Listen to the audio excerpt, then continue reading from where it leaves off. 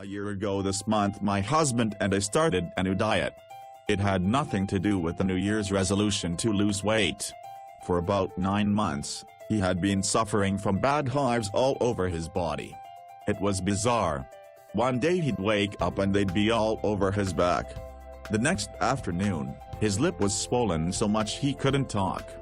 He had been to a few different allergists and they told him it was idiosyncratic, meaning they didn't know how to fix it, and told him to take Zyrtec indefinitely, until they went away. Could it be related to my diet? He asked. No, they said. One guy sent him home with fungus cream that made the tiny red spots swell into ripe, red tomatoes all over his arms. So he decided to try his own experiment and see if it worked.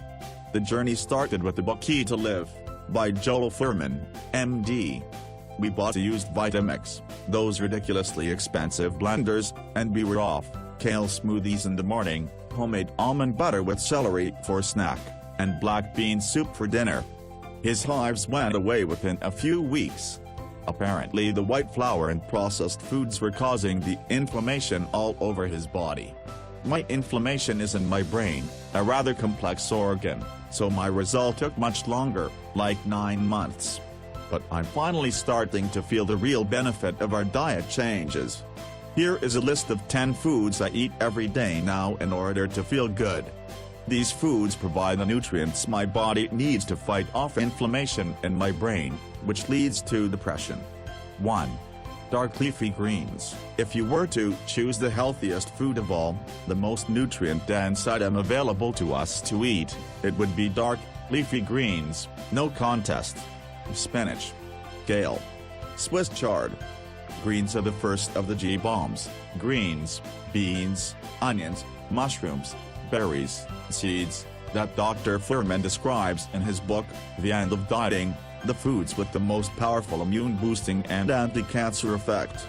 Walnuts are one of the richest plant-based sources of omega-3 fatty acids, and numerous studies have demonstrated how omega-3 fatty acids support brain function and reduce depression symptoms.